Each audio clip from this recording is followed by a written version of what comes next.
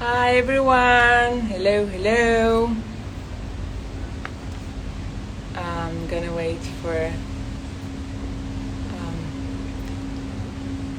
Isha to join. Hi everyone. Hello, hello. So today we start different. I've decided to do this series with the topic of health coaching because myself, when I started studying, I kind of didn't believe in myself, and I realized that more information I had, better was my life and the choices that I made in my life. So I'm going to be inviting a lot of people here, nutritionists, and many other topics actually, regarding the balance of life, the circle of life.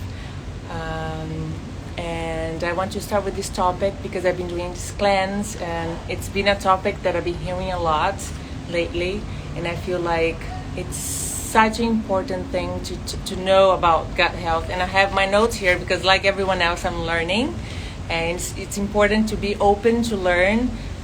Every day you learn something new, every day you learn something different, and it just enhances your life. So be open and welcome. I'm going to invite here Dr. Isha Paddle. I think that's how it says. And actually, let me tell you something. We met through social media. She works in a clinic specialized on gut health, which is remarkable. And I just felt like she was a perfect person and doctor to tell us more about what is it, why it's so important to have your gut health intact for your health. So let me invite her. Let's see if she's here.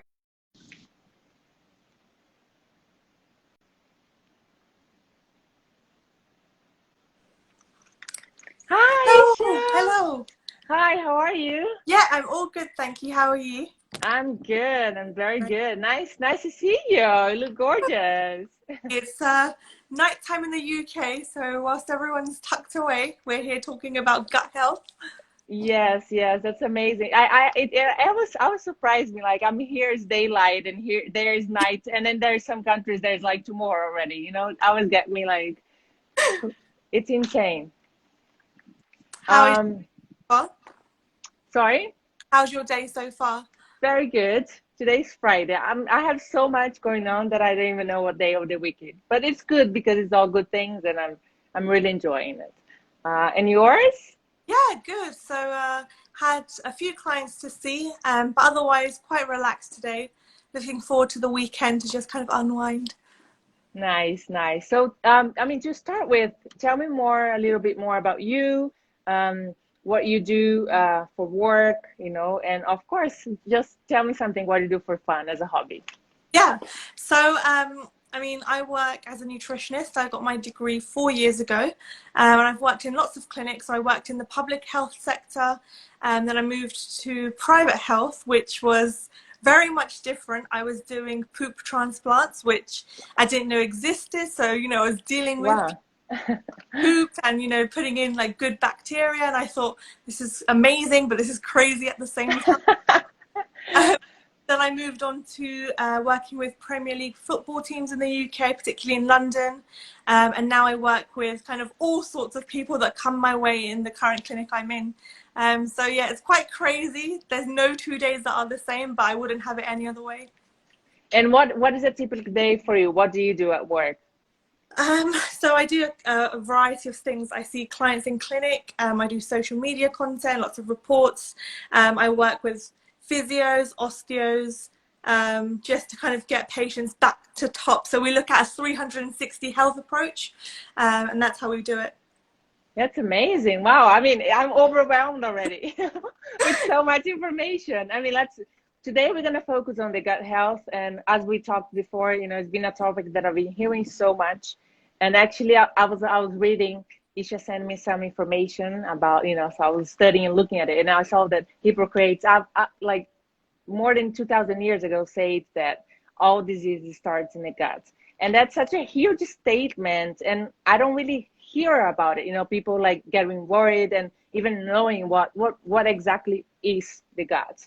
So my first question to you is that what is it and why it's so important in our health? So, I mean, when we think about the gut, lots of people focus on the stomach and they think gut health is to do with your stomach and just that organ alone. But it's so much more than that, particularly looking at the intestine. So we're focusing on the small intestine as well as the stomach, and particularly the large colon, which is where majority of the microorganisms and friendly and unfriendly gut bacteria live. So that's what it's all about, really. And, you know, to put it into perspective, we have 10... Try to make it as simple as possible, because it's just like some people, even in Brazil, they will try to do the little translation. It's just going to be like interesting to kind of like... Maybe talk as like little animals and things like that. Just a bit more like, so a kid could understand. Absolutely, I got it. So we are made up of 10 trillion human cells, but we have 100 trillion bacteria cells. So we're 99% bacteria, 1% human, if that puts it into perspective. We are more bacteria than we are human beings. Wow. That's incredible. I mean, that's a fun fact right there, just to start with. Another fun fact, women tend to have more diverse bacteria than men. Our left hand has different bacteria to our right hand, so no two things are the same. They've done studies on a keyboard, on a computer, and they found there's different bacteria on the left side compared to the right side. So we have different bacteria all over us and inside us. Wow, that's incredible. And why would women have more than men? Is that like a... So we have, you know, like where we've got the vaginal health, we have different bacteria there, where men don't have that. And we have, you know, hormones that produce different bacteria where men don't have that. Oh, I see. Yeah. And actually you talk about something very important, because I had my daughter in a very natural birth, and I've been hearing with so many midwives and people that work in that section, about the importance of having natural birth for the baby, for the baby's gut and gut flora health. What is that? Why is that? So, you know, there's obviously women that can't give birth naturally, and that's understandable. But the benefits of delivering naturally is that your vaginal cavity is filled with so many beneficial bacteria, some that I just can't even begin to pronounce right now. They're so long, but so mmany bacteria that you're inoculating your child with. So already they're getting that innate immune response. You know, they've got a strong shield around them that's going to build them up for later life. Because there's some bacteria, such as bifidobacteria, which stays with you for the rest of your life, regardless of what you do, and that's one of them. Also, when you're breastfed, the first surge of your breast milk is colostrum, so that's really the kind of kickstart to your child's immune system. Wow, it prevents so many colds and flus in their life. Wow, that's incredible. Like, I'm talking about my experience as a mom. When I first had her, the few first days, that was a colostrum coming out. And it's so funny because you see it's such a very like weak liquid look, like you'd never like imagine that it would be so much powerful in the life of the child, not just as a baby, but as like forever. Exactly. For the length of their lives. Absolutely. They think it's nothing. They wipe it away, and it's just like, please no. There's people now that have like blood banks or milk banks. So they have colostrum to donate if they don't have enough. So there's lots of things happening in the UK. I'm not sure about the States and worldwide, but I know the UK offer that for mothers who don't produce breast milk for their kids. Wow, that's incredible. That's incredible. And a lot of friends of mine, even I had that. Are you there? Okay. Even I had that question. There's a lot of confusion with the gut flora, the gut barrier. What are they different? Which role they play, each of them, if there is any difference? Yeah, so there's not, I mean, the only difference is gut health is an umbrella term looking at bacteria. The intestinal barrier is something called a mucosal barrier. So you have 3 different layers, and basically it's just lots of little cells that protect your colon health to make sure that nothing unwanted is going in, but also nothing that we need is exiting the colon. So that's the real difference. So that's the barrier. It's yeah. So the mucosal barrier, it's what it's called. Oh, you just sounded very, very nice there. With me, with my Brazilian No, it's good. accent, I'm like barrier, something like No, no, that. yeah, so that's all it is. It's, you know, it's so important to keep that as healthy as possible, just to make sure that there's no opportunistic pathogens which are going to cause lots of problems in later life. You enter your colon, which can get into your bloodstream. They produce different toxins that can have a negative impact on overall health. So it's important to kind of keep that as tight as possible. And how do you do that? So by doing that, it's just to reduce overall inflammation in your body and have as less irritation as possible. There's different factors that can affect the gut microbiome and the intestinal microbiome and the barrier. So when we think about what can affect our health, particularly our gut health, stress is a factor, a big factor. Your diet is another one. So right now, Western diet, you know, the processed meats, refined sugars, carbohydrates, and they all have a negative effect. A lot of carbs have something called gluten, which contains a protein called zonulin, which lots of people can't absorb or tolerate in their body. They get lots of different symptoms, but they don't often see it as an issue. They just think, just feel a bit bloated or a bit full. I'm breaking out in spots. I feel headachy. That's me. So that's one of them. Stress, like I mentioned before, cortisol. If your body produces cortisol because of high stress, that's going to impact your body, your health, because it reduces inflammation, all having negative impacts. Then your use of antibiotics, that's going to destroy gut So, microbiome. so the lifestyle that you contribute to a bad, to unhealthy gut, top stress, Yeah, diet, antibiotics. But yeah. for example, Antibiotics, absolutely up there. but like I mean I try not to take any type of medication just because I try to be as holistic as possible, but I know that sometimes people go through situations where they need, you know, the doctors requires, and that's the only option they have. Would they be able to restore some of those bacteria after taking the antibiotics, or that's done, or how does it work? How can you restore your gut after that? So it's quite hard. It's not as simple, and there's a lot of things involved in the colon itself. So the first thing, how healthy and juicy, kind of homey your colon is. Secondly, what your biofilm is like. So when we look at the intestinal mucosal barrier, there's something called a biofilm, which is like a thick plastic, and that has things stuck to it. So if you've got rid of the good bacteria, maybe the bad bacteria is still stuck on. So you have to kind of cleanse or remove that, and then add in the good stuff. So it's all about healing the gut lining and then re-inoculating with really good strain probiotics, eating the right foods to feed the probiotics and the bacteria, of course. I see. So walk me through what would be like a process of cleaning the gut and restoring it. What if I before going through a situation where I needed this process, how would it be? So, I mean, you know, just to kind of point out, everyone is different. Everyone has different individual needs. So the first thing would be to identify in your food diary what kind of symptoms you're getting and what the triggers are. Once you figure out what your trigger foods are, you So really are, people at home would just get like a food diary and kind of like yes, I'm just trying to make this for like people at home. Sometimes, you know, that's the easiest way for people to get interested in the topic, which is really important that we know. But also to become something fun, to they like a project for them to do. So yeah. they would just like do like a food journal and see things that they eat, what would like agree, not agree with their stomach.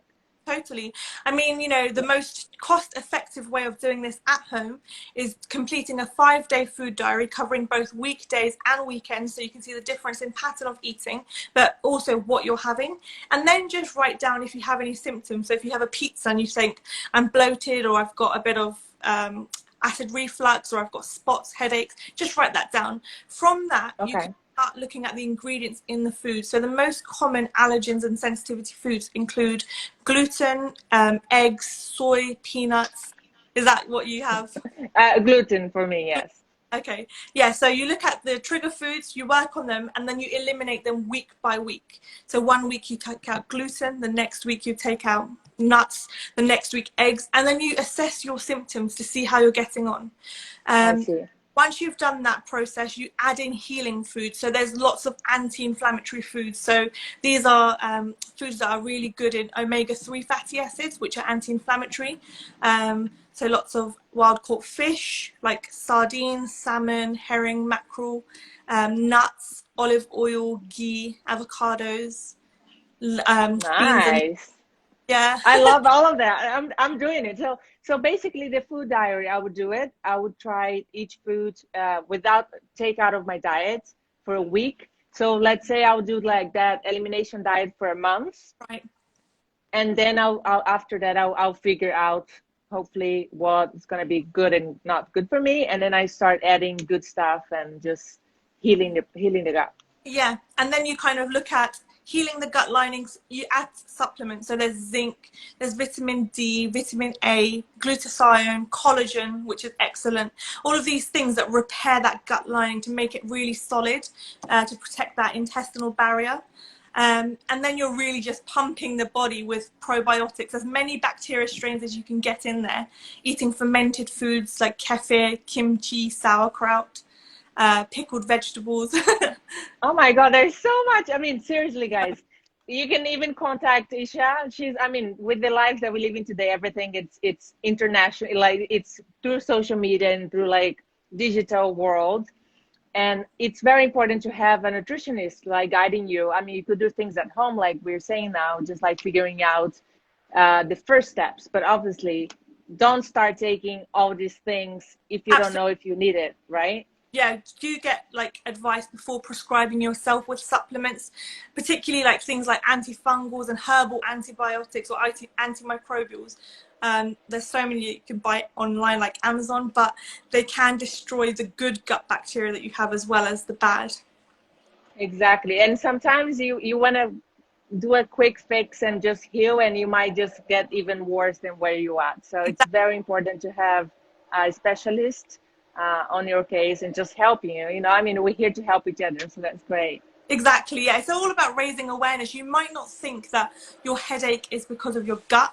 Actually, it is. It could be because you have a yeast overgrowth, or you've got the overgrowth of a particular bacteria strain. Just by reducing or eliminating that, you'll see such a notice.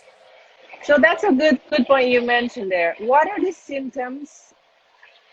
Fatigue is one of them, but what are the main symptoms that people sometimes they have it and they don't realize it's the gut, but it could be linked to it? So like any skin conditions, acne, eczema, psoriasis, joint pain, muscle fatigue, brain fog, migraines, like we mentioned. Then, of course, the obvious digestive issues, irregular bowel movements.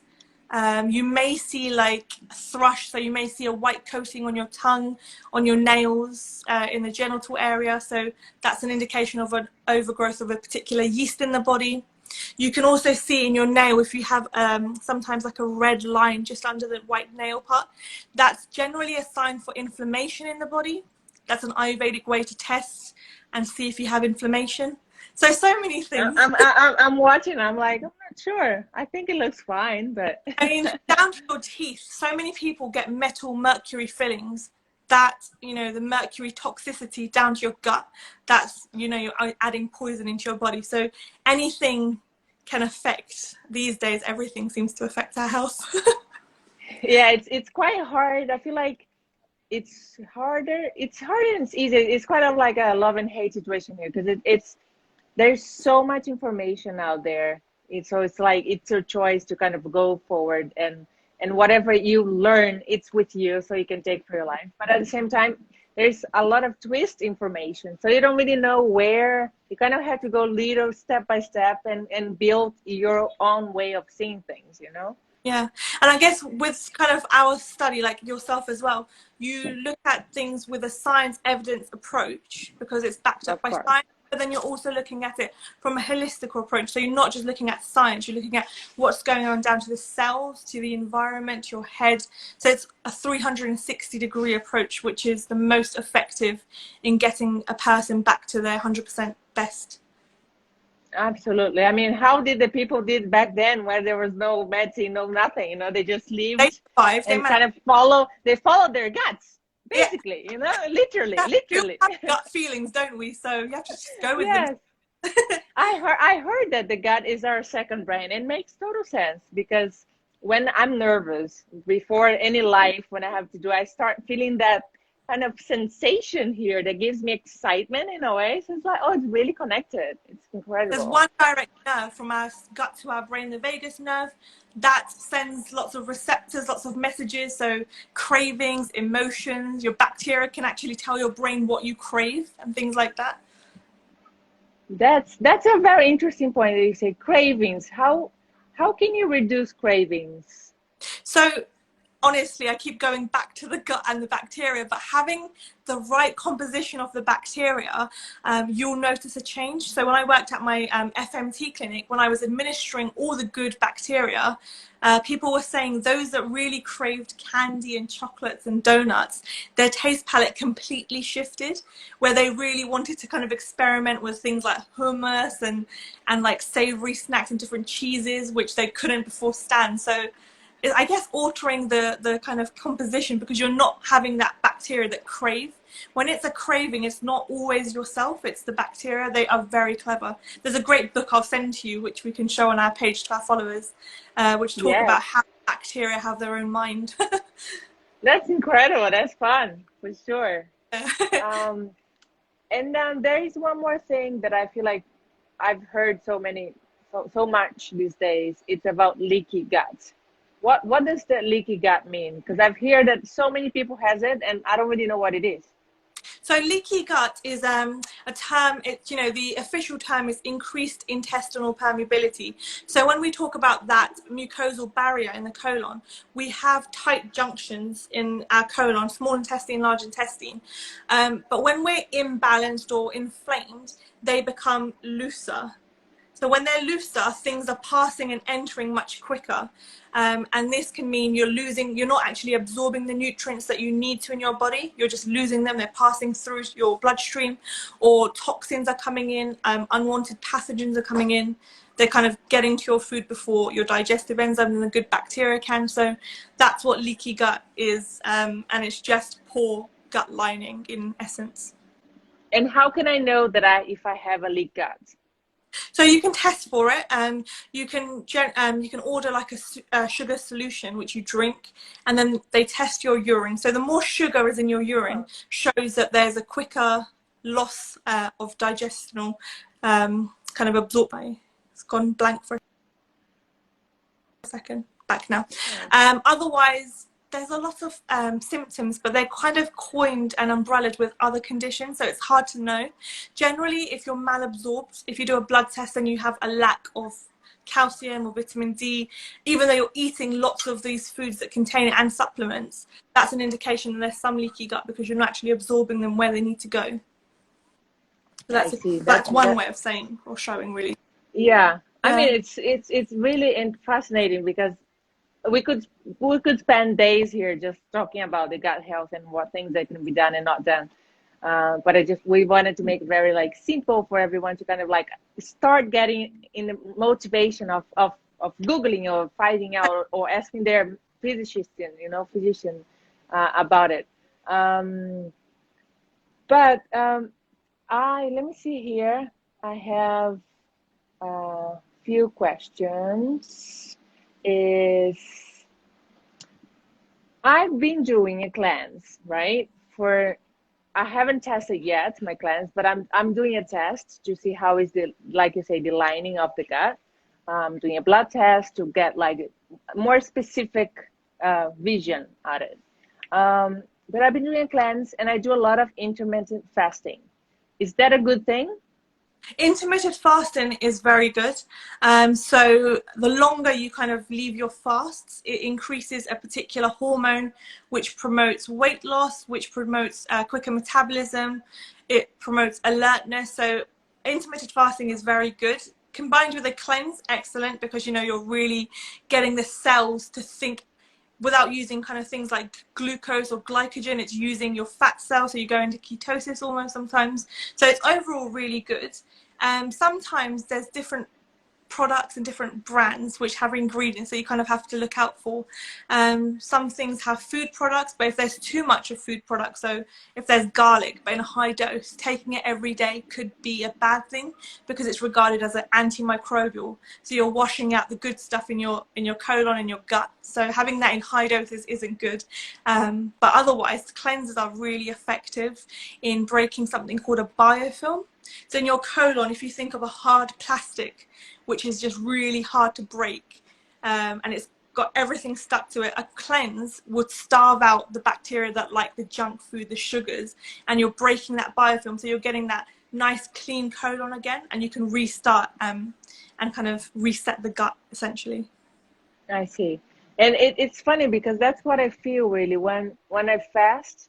The first few days, it's kind of hard. You're like, I'm hungry, you know. Sometimes you don't even know if you're hungry or if you just have that taste in your mouth that it's like, okay, I just want to eat something. But right after 2-3 days, on my 4th day, I'm doing it with no pain, I even like forget about eating in the morning. And why is that? It's like less you eat, less you want to eat. How does it work? So that's to do with our hunger hormones and the hormones we have going on. So there's 2 hormones, leptin and ghrelin. Leptin is the hormone for fullness, ghrelin is your hunger hormone. So, or might be the other way around, I can't remember right now. But if you are eating less, you know, your body is fueling on the good sources that you're putting in firstly. Secondly, you are stimulating more of the fuller hormone and declining the amount of hunger hormone in your brain. That's what's going on. Oh, Part of I it is see. psychological because you know the positive effects it's having on your body, so you don't always want to be eating all the time.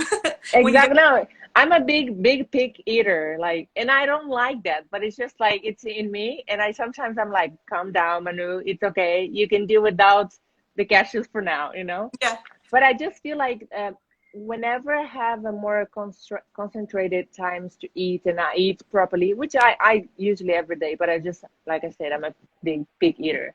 yeah, But when I don't do the picking and I'm just like trying to control my mind and myself and meditate for 5 minutes, have a glass of water, not pick, I know I'm not hungry. It's just like that thing of I'm bored or, you know, I'm trying to feed Julia something, so I'll eat it myself. So it's yeah. really like, you have to be really aware of like, okay, I'm eating this. It's the relationship with the food. You know, I'm eating this because I need the nutrients. I'm hungry and it's time to eat. Or the other side is like, it's a playtime all the time. That's not Yeah. good either. You know, it's And fine. It's one good to thing, find the balance. one benefit of the cleanse and the intermittent fasting you're doing is you're supporting your body in detoxifying. So people that generally graze throughout the whole day or have 6 small meals don't give their small intestine a chance to sweep out unwanted material from the body. So this is usually it's called a migrating motor complex.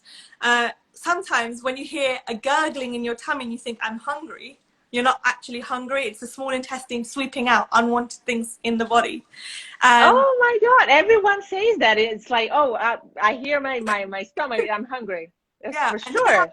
worked at my gut health clinic and I heard it from experts there.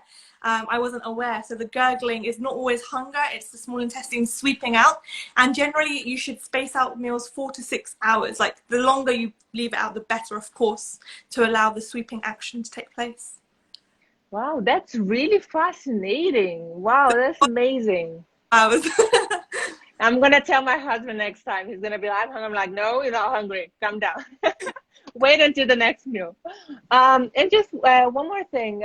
Is plant-based diet beneficial to, like, I mean, I'm a plant-based and I really enjoy just having a variety of vegetables, fruits, everything that is kind of raw and not processed. Is Yeah, that beneficial to the gut, to your gut health? absolutely. The more vegetables you have, the more what they called fermented fibers, and the more fiber fruits you're feeding to the bacteria. So yes, it is good. They feed different strains of bacteria. They have lots of nutrients and minerals in them. Raw is always better than cooked. When you're cooking them, you lose some nutrients and components of the fruit or vegetable. So yeah, raw is best. There is debates on plant-based. Of course, I eat some meat, so I would give a biased answer. I do it every now and then as well. Yeah. That's totally fine. But bacteria, We're together on this. our bacteria need a little bit of everything. There's people that go on things like paleo diet and they cut out carbohydrates. Then your gut, or you have digestive enzymes and you have bacteria that feed on these carbohydrates. You are starving them, so they're going to become inactive and die out. So let's say 4 months later you decide, oh, I'm going to have a potato, but you don't have the components to break down and digest these foods. So that food sits there, it rots, it produces toxins that has all these symptoms, and you think, what is going on? So everything is key. Diversity is key in your diet. In the UK, we have a professor named Tim Spector who found if you eat approximately 20 or 30 different foods, you're feeding over 1,000 bacteria strains in your gut. So that's just from diet alone. Wow, that's incredible. I tried to follow. I didn't know that information. That's incredible to know. But I tried to do, every time I go to the market, I go to this market where they have like Brazilian, because I feel like Brazil, they have so much diversity with fruits and vegetables and things that I don't even find in here. And they're not really aware of the richness of it, just to make it as simple as possible. I try to have my table as colorful as possible because I know that's so important too. That you're doing the right thing already, like that's key. And by having different foods every day, you're feeding different bacteria, you're optimizing your health to its best potential. That's incredible. I think I have some questions here that someone asked. Let me see. Em português. Qual a diferença entre ser fit e comer consciente? It's asking what's the difference from eating fit in terms of like fitness or eating consciousness with conscience. It depends what your goal is. What are you trying to achieve? I would say to do a combination of both. You're eating for fitness because you have certain needs to be met. If you're doing weight training, you have to meet needs for your muscle. If you're doing cardio, you have to meet needs again for the different.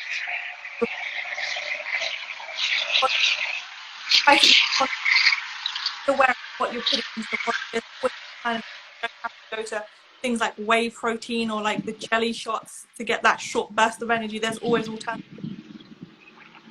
It kind of break down a bit on your answer. I couldn't get it properly. Sorry? When you start saying there was a huge boat here in Miami, passing by and I couldn't get anything. I'm sorry. You're going to have to repeat. That's fine. So what I say is to have a combination, eat for fitness, we have our goals, but eat consciously. So if you are looking to eat for fitness because you want to gain lots of muscle, you are tearing muscle. So of course you have to eat enough protein to replenish and fix that.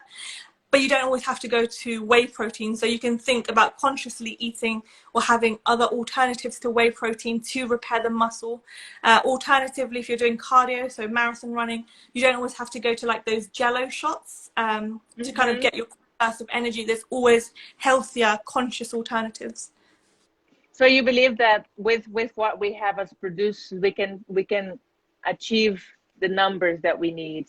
I absolutely. So yeah, it's always trial and error because different people have different reactions. So finding out what works for the individual is key, but it's not impossible for sure.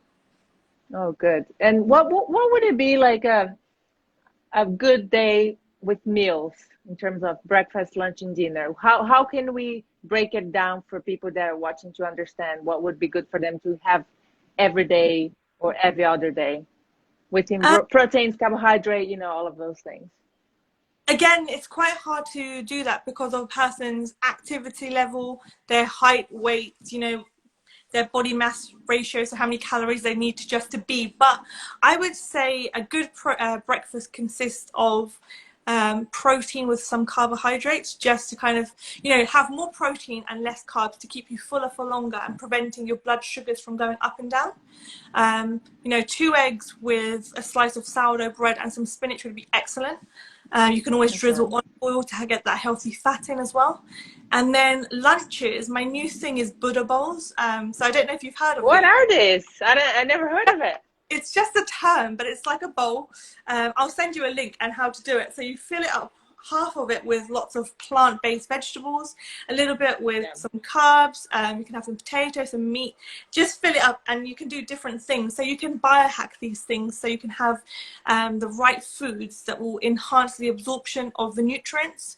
So I've made up a ton of recipes, which I'll be posting on my page soon. And so yeah, a Buddha bowl, just to make it diverse. You can do different ones every day, and you don't always have to have rice or potatoes. You can do ancient grains like quinoa, buckwheat, teff, millet, lots of different things. And then I love quinoa. We could do a whole topic on quinoa because I love it. I could eat every day. Yeah, it's good. I mean, it's gluten-free. So for those that really struggle with gluten or carbs, but want to have a carb alternative, quinoa is a good one to go to. And also, it's a full protein. It's the only carbohydrate that is, oh, I don't know how you say it, but like it's like eating meat, basically, in a way. Yeah. It's like with the protein that has. Half a cup of cooked quinoa has something like 12 grams of protein, which is the equivalent to 1 egg. So, yeah. That's way to go, quinoa. Yeah. And then Amazing. dinner, again, have a meat sauce or a protein sauce with a lot more vegetables and less carbs. Again, just because you don't want to spike your blood sugar levels so late in the evening when the body is just ready to shut down. It finds it harder to digest. And fruits? You good with fruits? We like fruits? I always say dried fruits are high in sugar. So if you want to have fruits and dried fruits, try to have them earlier on in the day rather than later on. Again, because it keeps the energy levels going. I always say to people, those that love coffee, don't have coffee past 11 or 12 o'clock. Just because coffee... That's a long time until the end of the day. The reason for this is because coffee has a half-life, so it stays in your system after you finish, like most medicine. So it has a half-life of 5.5 to 6 hours. So say if you have it at, 12, it's in your body until 4 or 5. If you're going to have lots of people at work would have it at 3 or 4 o'clock. That's going to stay in your system till 7, 8. So how do you find it's hard to unwind and rest for the evening to sleep? So I always say chicory root is a good alternative. Have you heard of chicory root? No, that's new. Tell me more. So it's a root form, but you can get a powder, and lots of people in the UK have it as a coffee alternative. It smells like coffee. I don't know how it tastes, but I know it smells like coffee. It doesn't give you that kind of fix that you need for the caffeine kick, but it's certainly a good alternative. It's also a prebiotic fiber, so it feeds the good gut bacteria. What's the name again? Chicory root. I'll message it to you. Okay. Yeah, I'm gonna post it as well for people that are watching. Yeah. I have mate every morning. That's Argentinian tea, and with that I'm fine. And also I drink these mushroom coffees, which are very good. And I don't have it every day, but sometimes with a little bit of oat milk, I find it very tasty. Kind of thing. So yeah, they're like a really powerful food source. They're like almost. Oh, we can do a whole new topic on that too, for sure. Yeah, I think with the COVID for the immune system, I read it's really good. So yeah, definitely we can do another video. Yes. I have a question here from Jessica, but I think it's for me. Manu, you made you start this journey, and how has changed your diet, changed your life, and how you're feeling? So basically, guys, I've started to look to a bit more of a healthier approach when I decided to get pregnant. It was 2 years before Julia was born. I had an implant with, it was like birth control. It was really good during my years of work. But once I took it out, my body completely changed and just went from one side to another. Again, a lot of weight, my skin was ruined. It was just like so many years without having my period that after that it was just like a big shift, and my body was like, what's all of this, at once. I'm sure Isha can explain a bit more. And I went to a nutritionist in New York. It was really amazing. He gave me so much information, and that's when everything started for me, because he told me, I'm a doctor, I can help you. But more you know and more you find out about it, more you're going to take care of yourself. So it's basically the information that you have by reading books and just being interested on things that would be beneficial for you, you know? And that's where the journey starts. And I started just really like, I always love to cook. So it kind of was like an easy transaction for me there. It's my side of creativity, the kitchen, you know, where like just trying to create new things and make it look tasty and make it look nice and have the family happy. So that's kind of like an easy way of explaining. And I feel amazing. I feel great. I feel very energetic.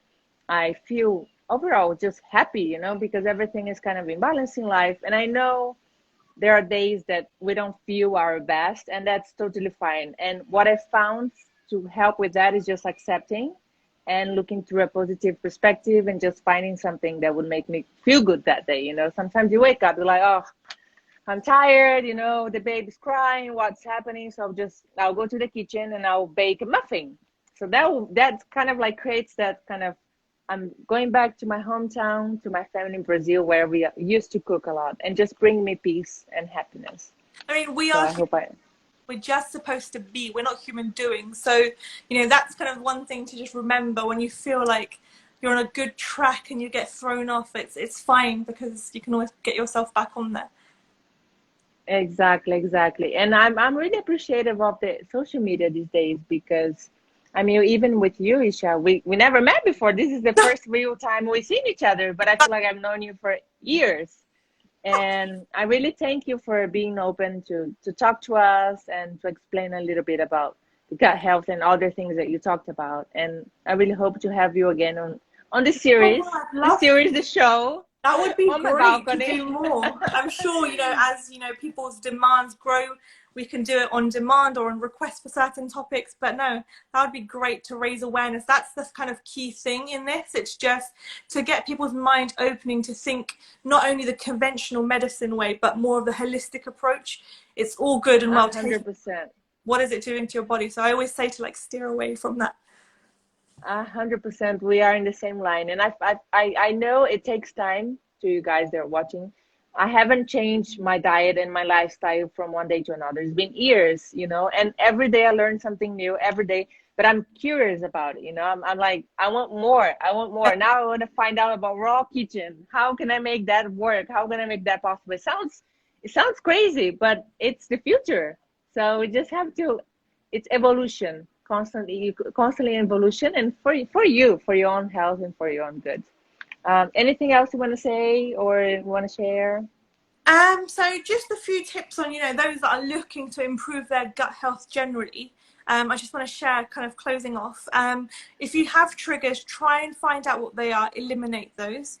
But in the meantime, try and eat diversely, you know, infuse your body with lots of different fibrous vegetables, different fruits, nuts. There's lots of beans and legumes. You can experiment. You'll find so many. The more you eat, the more strains of bacteria you're feeding. Add probiotics in, and, you know, eat prebiotic rich foods to feed that bacteria. Try to avoid stress. Do what you enjoy, because that's life. And stay away from antibiotics as much as possible. Fantastic. That's amazing. Thank you so much, Isha. Have a beautiful evening there, and I'm sure I'll be seeing you soon. Yes, take care. Have a lovely day yourself. You've got the rest of the evening now. Exactly. Now I still got like half day to go. You're going to bed and I'm going out. Probably, yeah, exactly. I'm going to bed soon. Thank you so much, guys. Thank you so much for watching. I'm going to be saving this on the Real Health model, and also on my Emanuela and Paula page. And please share. Its information is for free. We're doing this for you, for us, for all of us. So let's be on this together. Let's get healthier, let's get happier, and let's enjoy life. Ciao. Thank you so much, Isha. Bye. Bye.